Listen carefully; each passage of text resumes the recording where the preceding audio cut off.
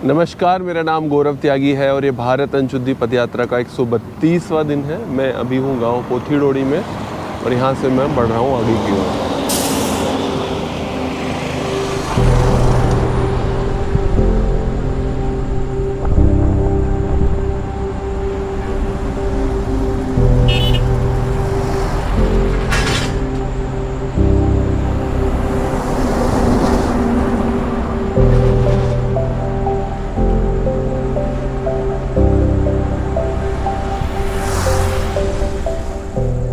अभी यहाँ से वो सारे बड़े बड़े स्थान दिखने लगे हैं, जैसे बड़े मतलब प्रसिद्ध, जैसे मदुरई, जैसे बेंगलोर तो पास में है ही, 250-300 किलोमीटर दूर है।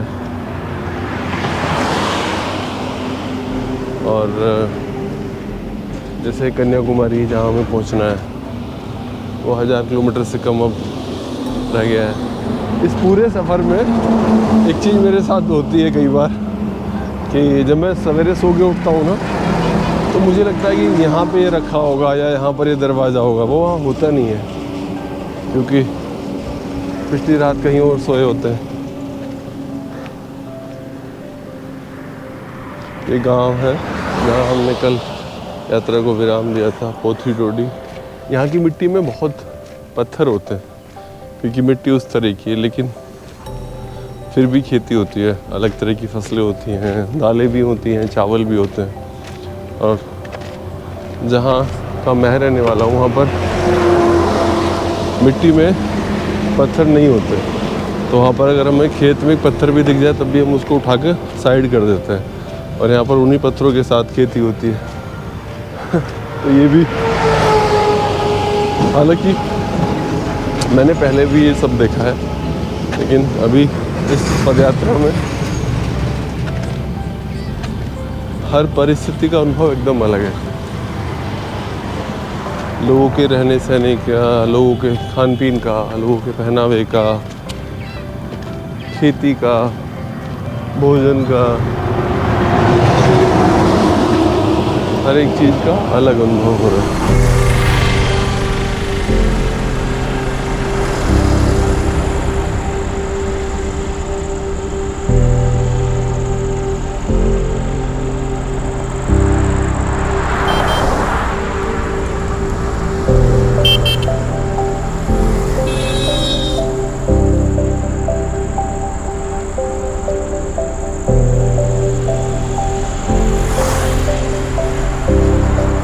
19-20 किलोमीटर चलने के बाद मैं थोड़ा रुक गया हूँ रेस्ट लेने के लिए, और अभी 10-11 किलोमीटर चलना है, तो रात तो हो ही जाएगी।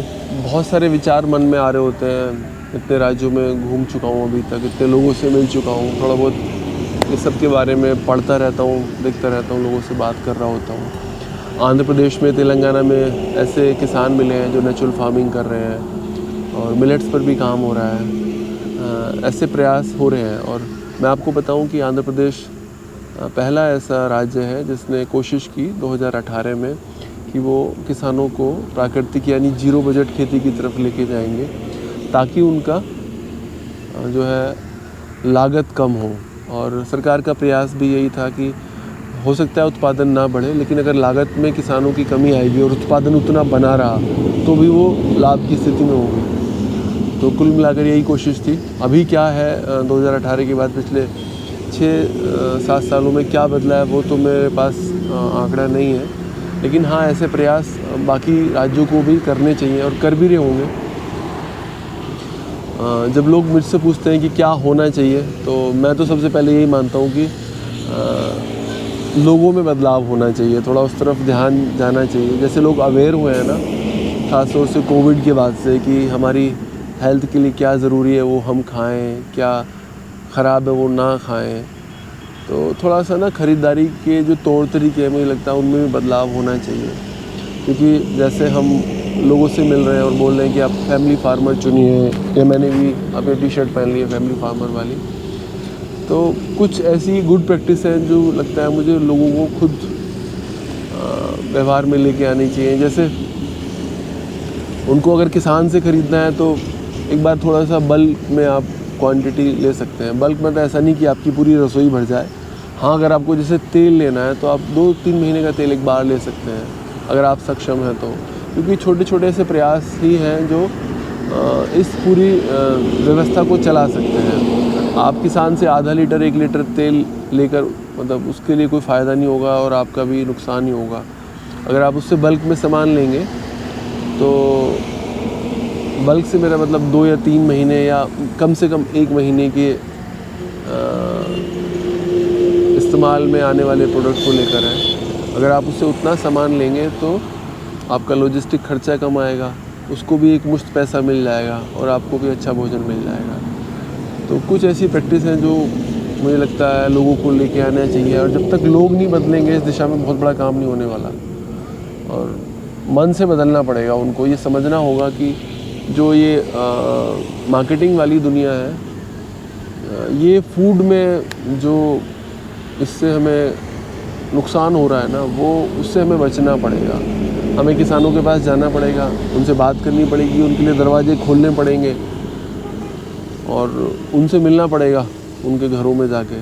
थोड़ा सा धैर्य रखना है और समझना है, किसान को समझना है, खेती को समझना है, अपने भोजन को समझना है। और जो ये प्रोपेगेंडा चलता है मार्केटिंग का या आडंबर है, उससे बचना है। और ऐसी मतलब गांव के साथ जुड़ के एक ऐसी व्यवस्था को बनाया जा सकता है। कुछ लोग मिलकर एक किसान को चुन सकते हैं, कुछ लोग मिलकर एक गांव को चुन सकते हैं, गांव वालों को प्रेरित कर सकते हैं, उनको उत्साहित कर सकते हैं कि हम आपसे सामान खरीदने के लिए तैयार हैं। लेकिन शुरुआत मुझे लगता है आपको ही करनी पड़ेगी, क्योंकि किसान आपसे बहुत पीछे है। संसाधन के सामने वो आपके साथ नहीं ठहरता, उसके पास उतना ज्ञान नहीं है, उतनी टेक्नोलॉजी की उसको समझ नहीं है। तो आपको भी अपनी तरफ से शुरुआत करनी होगी। हम ये नहीं कह सकते कि सब कुछ हम छोड़ दें किसान के ऊपर या सरकार के ऊपर, कि जो होना है वो हो जाएगा, हमें तो घर बैठ के भोजन मिल जाएगा। वो मुझे लगता है अच्छी बात नहीं है।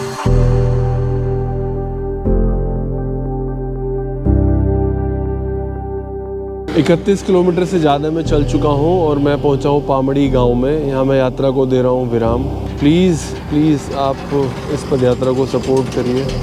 आप लोग ही हमारी सच्ची ताकत हैं, आप लोग ही हमारा साहस है। हम अपनी सामर्थ्य से जो भी कर सकते हैं वो हम करने की कोशिश कर रहे हैं। घर से दूर हैं, सबसे दूर हैं, और सिर्फ यही कोशिश है कि कैसे इस देश के लोगों को किसानों से जोड़ा जाए, कैसे इस देश के लोगों को अच्छा भोजन उपलब्ध कराया जाए, कैसे इस देश के किसानों को आत्मनिर्भर बनाया जाए, कैसे इस देश से बीमारियों को कम किया जाए। कम से कम ऐसी बीमारियां देश में लोगों को ना हो जो भोजन जनित हैं या भोजन की वजह से जो लोगों को रोग होते हैं। बस यही कोशिश है और यही कोशिश हम लगातार हर दिन कर रहे हैं। आज 132वां दिन है। आज बहुत थकान हो रही है, पूरे शरीर में दर्द है, कमर में दर्द है, पैरों में दर्द है, और अभी भोजन भी ढूंढना है। तो ये भी काफ़ी टफ टास्क है। 9:30 बज गए हैं। अब देखते हैं कहाँ भोजन मिलेगा और कहाँ विश्राम मिलेगा। और बस यही, आप लोग अपना ख्याल रखिए, अपने परिवार का ख्याल रखिए, और प्लीज़ किसानों से जुड़िए, प्लीज़ हमें सपोर्ट करिए, प्लीज़ इस पद यात्रा को सपोर्ट करिए। तभी हम सब मिलकर एक बड़ा बदलाव लेके आ सकते हैं। बदलाव बहुत ज़रूरी है, लेकिन ये बदलाव तभी संभव है जब हम एक साथ एक मंच पर आए, एक साथ बात करें। और बस इतना ही। धन्यवाद। बाय बाय, टेक केयर, अपना ख्याल रखिएगा। शुभ रात्रि।